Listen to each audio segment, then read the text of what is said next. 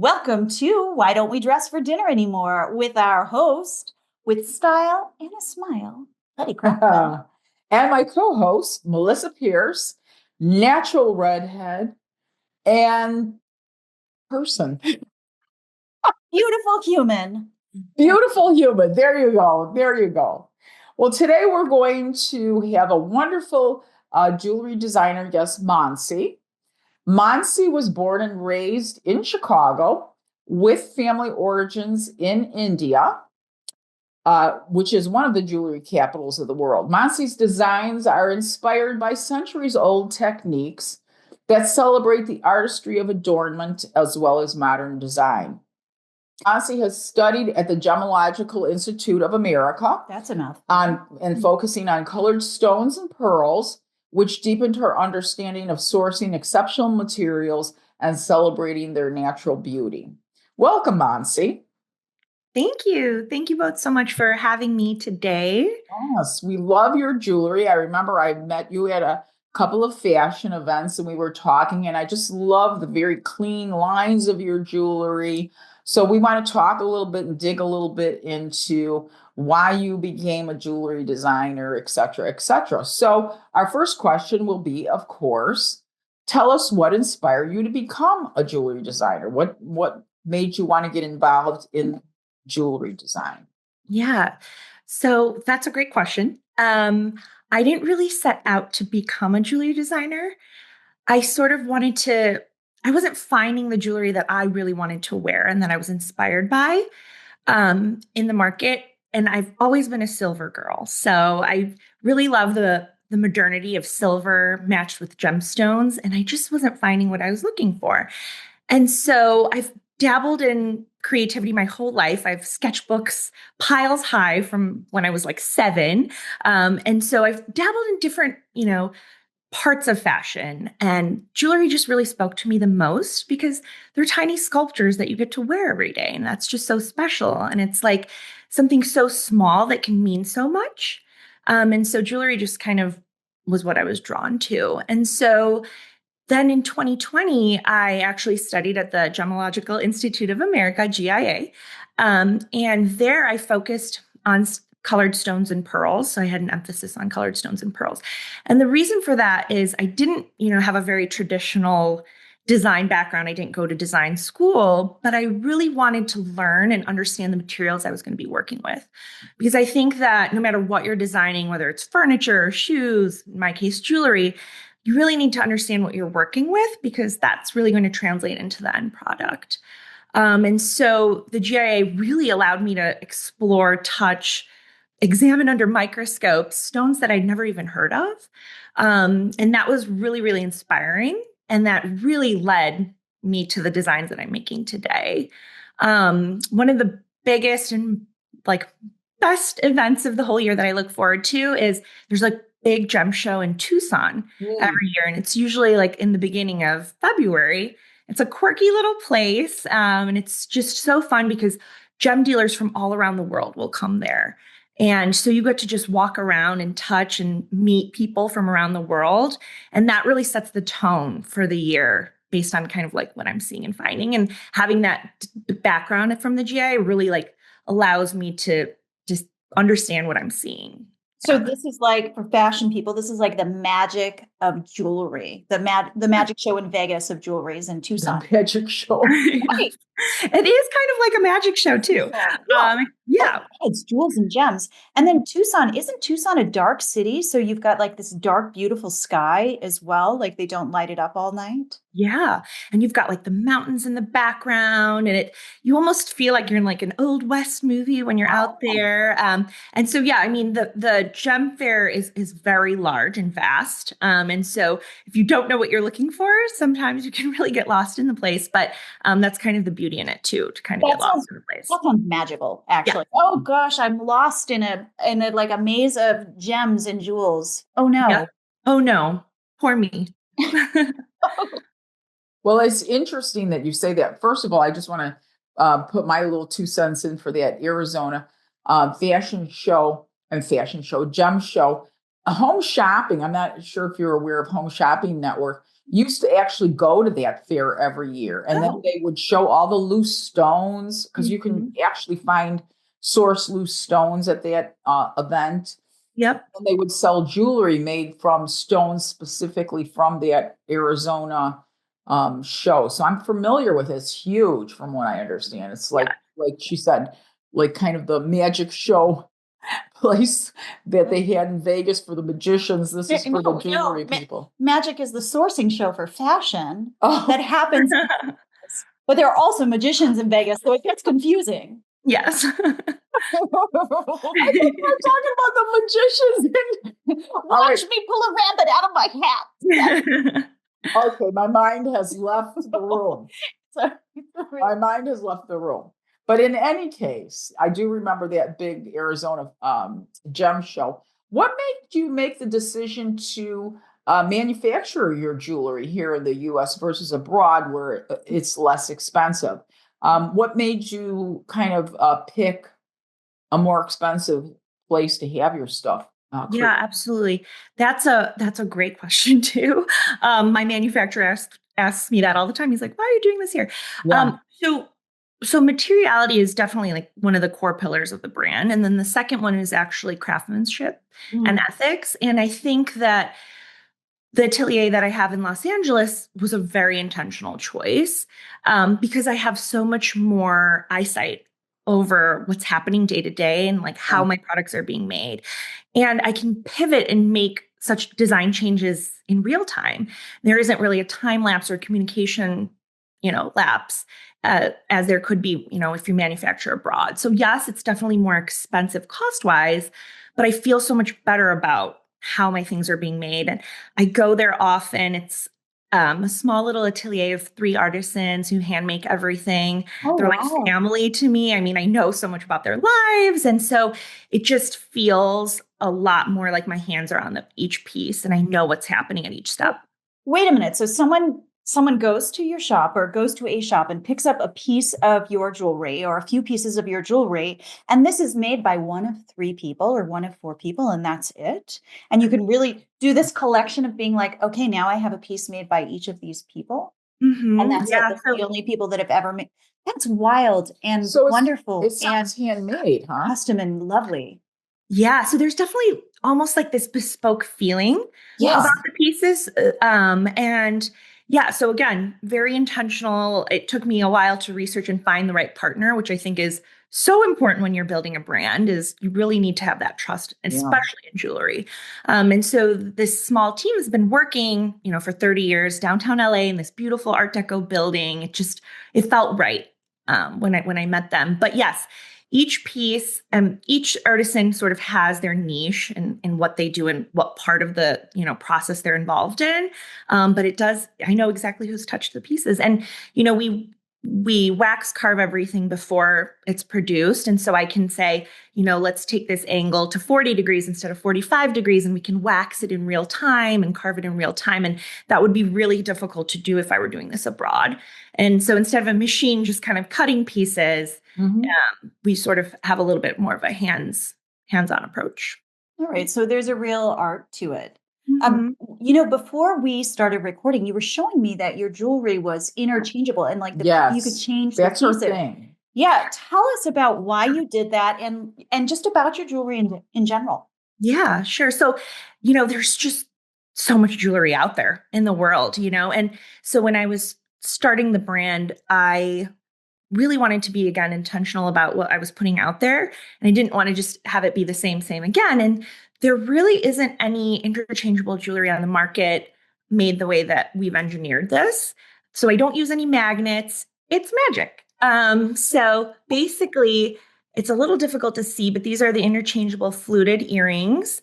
I'm wearing them in lemon quartz today, which might be a little bit difficult to see, but you can remove the stone. And you can then put in a new gemstone. Now, how does it stick in there if you don't use magnets? So how does it stick in there?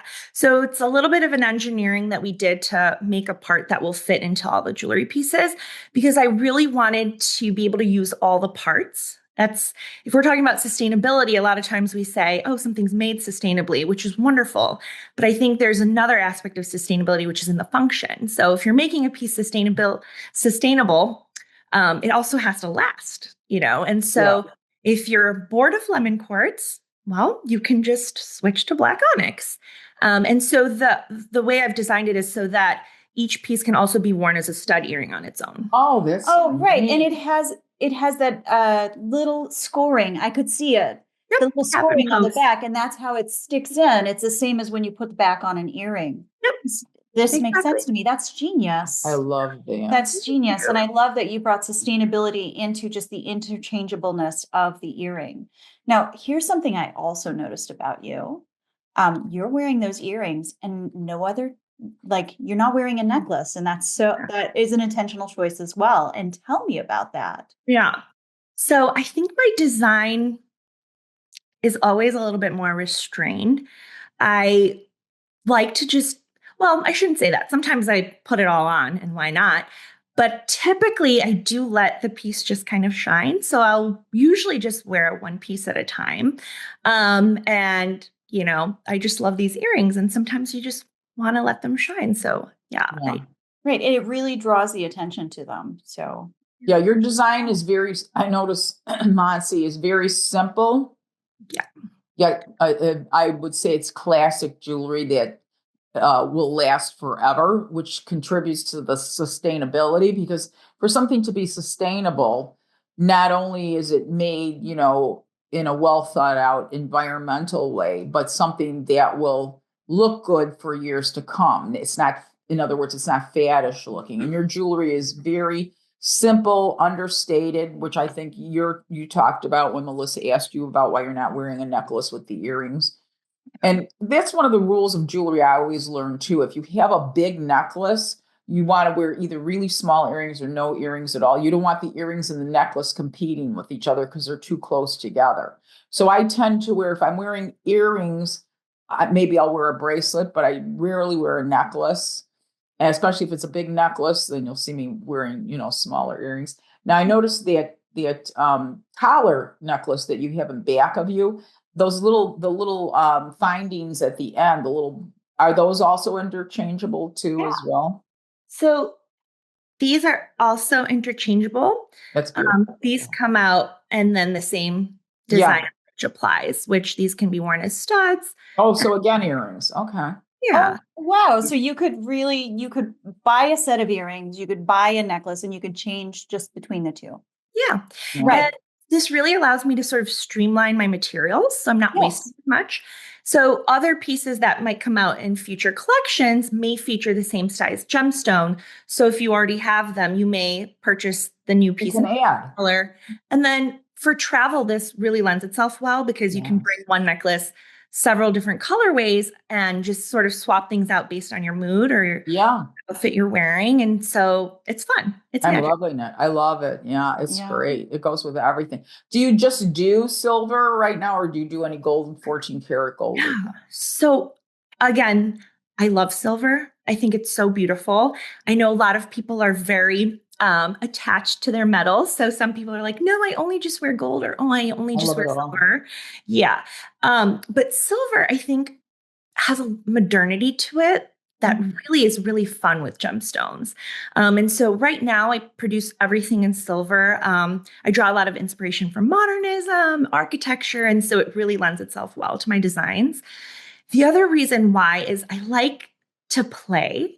I do also make objects, and I think that's something I want to explore a little bit more in future collections. But I have a bookmark adorned with gemstones, Yes. And because everyday objects should be beautiful and fun. And so, making these larger pieces in gold is just really not feasible. Cost-wise. Yeah. Gold so silver. Although I heard they made some gold out of lead at CERN. So, I mean, just for a split second. They made some gold what? Gold out of lead at Really? in a particle accelerator. Get out of here, really? Wow. if you can get it for that split second, you really? can, maybe we can make it resistant. Kind of like the fake diamonds. Right. Why wouldn't you buy a fake diamond if you could? I have tons of fake diamonds. Are you kidding me? Jaja Gabor Only with fake diamonds. And like, and then when we talk about metals also, it's like a lot of times you don't really know what you're getting. So a lot of silver jewelry on the market is actually zinc, just coated with sterling silver. Oh, wow. Yeah. And that's fine. It does make it a lot more affordable. Yeah. I definitely don't do that. And everything is in solid sterling silver because I want it to last.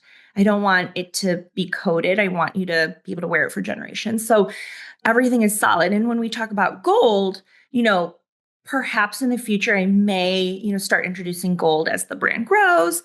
But, there's solid gold and then there's different types of solid gold. And then a lot of the gold that you are getting is vermeil, meaning, again, they'll use silver or zinc, a lesser expensive metal, and then they'll just coat it with gold, which may last 5-10 years depending, but it won't be forever. And so, right. And so that kind of goes against your sustainable ethos. Yeah. Yeah. Although It's correct form. with the gold, there's as low as I think 10 karat gold, which means 10 karat, 14 karat, 22 karat. The higher the carat, the more actual gold is in it. But if you have pure gold, it would just melt.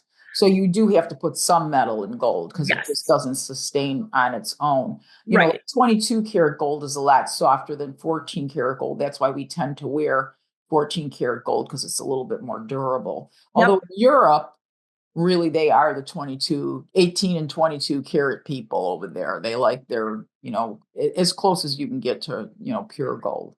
Yeah. I just learned something new. There you go. Oh, I love jewelry. I could do 15 shows on jewelry. I grew up with an aunt who worked for a buyer at a very large Chicago costume jewelry house called Pakula. And she had a lot of access to real jewelry too, because they worked with real jewelers. They would copy their stuff and things like that. So my aunt would get a lot of real jewelry as well too. So we always had a home.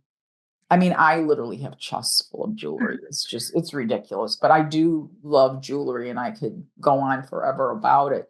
But I know that you've had an exciting experience recently, Maancy, and that you recently showed your collection at Paris Fashion Week in March. Yes. Could you tell us how that opportunity came to you and just tell us a little bit about what happened at the show? Yeah. So that was a really exciting, thing to happen because, I mean, Paris, who doesn't love Paris? Oh, so I launched the brand actually in October of last year. So it's still fairly fresh and new. We're in our first collection. So typically you wouldn't think that Paris Fashion Week would happen so soon after, just having launched. But I thought, why not? Let's put ourselves out there and let's see what the world thinks about our pieces. And so I had applied to a few shows, and the show that I ended up doing it just felt so right. Again, it was in this beautiful building that Napoleon had designed. And, and so you're in this old historic building in the middle of Paris and surrounded by all these modern and new, designers. So it was a show that was not just jewelry. We were amongst high fashion, accessories and different brands from around the world. And the real reason I did that was jewelry needs to be touched and it needs to be felt and seen in person. And this was a really, really great way to get clients and buyers from around the world to come and see the collection and give me feedback. It's like, good to be modest. Like I'm not expecting to sell out my collection in Paris. So the other part of Paris Fashion Week and the intention behind that and the reason why they were so excited for me to show as such a new brand was the interchangeability and just how novel that design is. And they were excited because buyers are always looking for something new and that isn't available anywhere else. So we're working possibly on patenting the design, but it is something that is not available anywhere else currently. And so that was really exciting to show the magic of that over and over at the show and get that feedback. I really just went there because I wanted to get feedback and so that I could put that forward in my next collection and see what people are drawn to. And so, Paris was alive during Fashion Week. It was a beautiful moment just being there and kind of seeing the fashion world come together. Yeah. How did you display the jewelry? Was it shown on models or? I'm so interested. Yeah. Or did you just have it displayed? How did you do that? It's not like a runway then. No. How happen at Fashion Week for jewelry and accessories? Yeah, so exactly. So this is why jewelry sometimes does get lost in fashion, especially in editorial. You'll always recognize the designer of the clothing, the designer of the accessories sometimes do get lost because it, again, is smaller, though think it speaks volumes. And so, yes, we have, yeah. I had a table displayed, and all the other accessory designers as well had sort of table displays. And so I had all the pieces out there with the interchangeability and some videos kind of showing how that worked. And yeah, then I was there wearing my things, and so. So you were the model. I had to be. You're a gorgeous model. So this totally worked out. No. And next time you'll have to come with me, both of y'all. Oh, that's okay. We'll take you up on that. Right. Paris, let's go. Yes. Well, let me ask you this. Do you think that people gravitate more towards kind of quote unquote, we used to call it costume, now we call it kind of more street style jewelry? Or do you think people are investing more in quality pieces like you have in your collection or others as well? Yeah. So what would you say, is there a trend you're seeing as far as jewelry sales and movement anywhere? So I think that line is sort of blurred a little bit because I feel like people are wearing a lot of high-low, meaning, you could wear a diamond necklace with a t-shirt and vice versa. So, I kind of sit sort of in the middle. So I'm not fine jewelry in that I'm working with diamonds and gold, but I'm not quite costume jewelry either. And so I'm kind of like in this middle space, which I think is really fun because I can go any way. So I have this beautiful jade collar necklace with hand cut 16 millimeter jade stones that sits on the collar. And I wear that with t-shirt and jeans, and I think it looks fabulous. And so, I think that you can kind of wear jewelry however you want. Yeah. I do think people are wanting pieces with a soul, and they want to know where it's coming from. And so I think that people are making more intentional choices, whether that is, in fine diamonds and gold or something lesser. I don't know that it's necessarily about the material, but I think people just want to feel something when they're finding their piece. So right, the fact that your pieces are handmade and that they're made by such a limited number of artisans, which you call them an atelier, as if they were also clothing designers as well. I didn't realize that they even shared that same name, right? Yeah. That this is custom and it's incredible and it's sustainably sourced. Mm-hmm. And that it's made here, so that it's ethically made, which is like a big thing to wear in just an elegant earring that also has this element of fun and this interchangeability. It's kind of lovely. Thank you. Yeah. Jewelry should be fun. So, it is. Agreed. It definitely is. I mean, let's face it.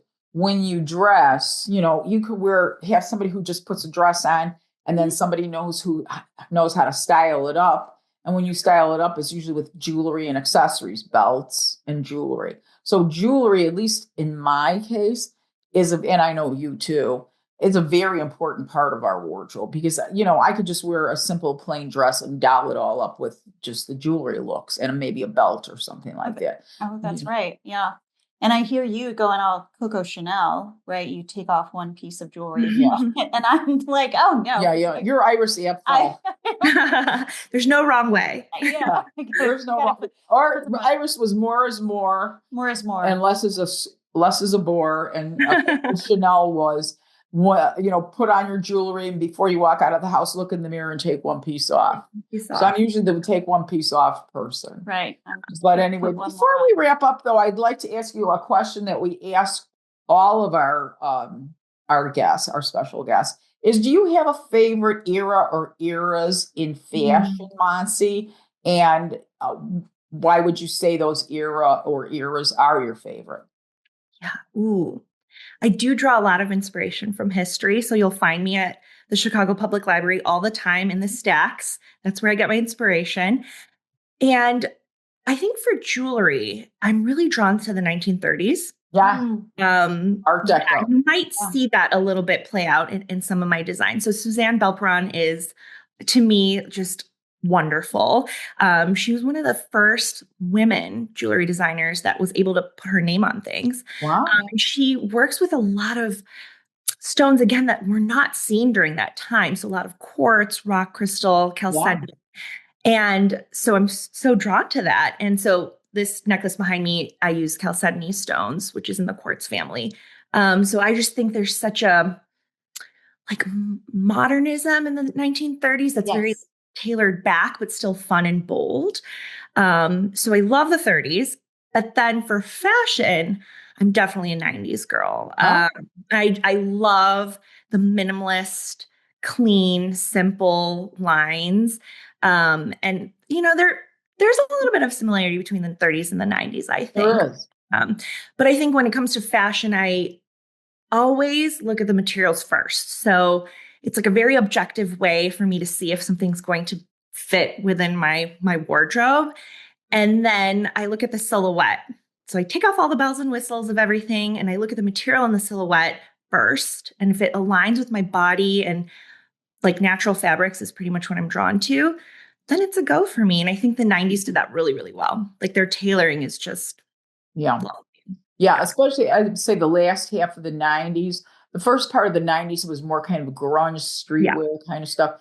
But as we progressed, I call it the Tom Ford effect. When Tom Ford took over Gucci, it became very chic, minimalist, that kind of thing. And by that collar necklace, again, that you have behind you, I could see the Art Deco influence of the clean lines. Everything was very clean, rounded kind of lines in the 1930s. An elegance in that perfection of it. Right. I know you were saying simple, and I was like, oh no, that was really like, it's so elegant. Yes. It is just clean lines. Deceptively simple. Yes. But it's super elegant. Yeah.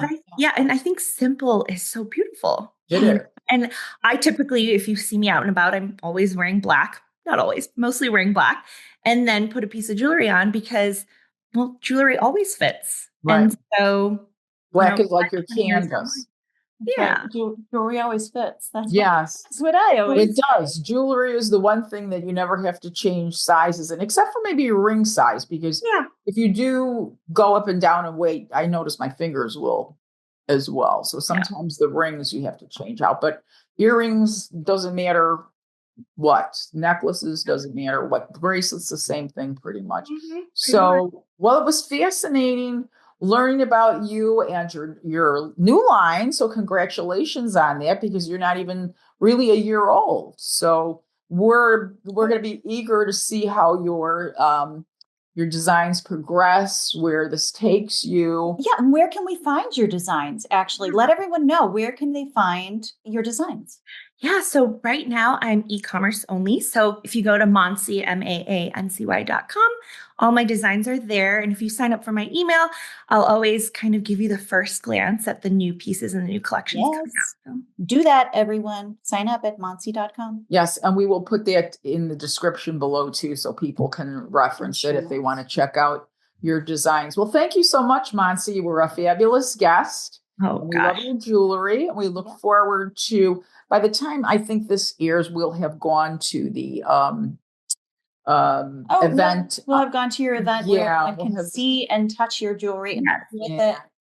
So we're excited about that. Maancy has an event if you're in the Chicagoland area at Production Mode.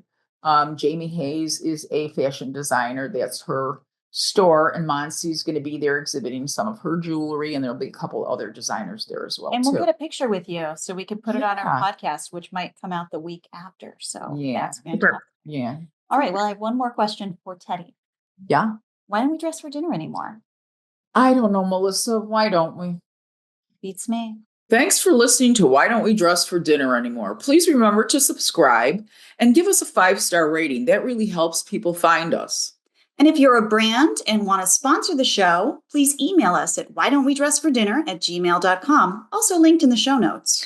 And if you're a fabulous person and you want to support our work, join us on our Patreon or take us out to dinner sometime, and we'll be sure to dress up for you.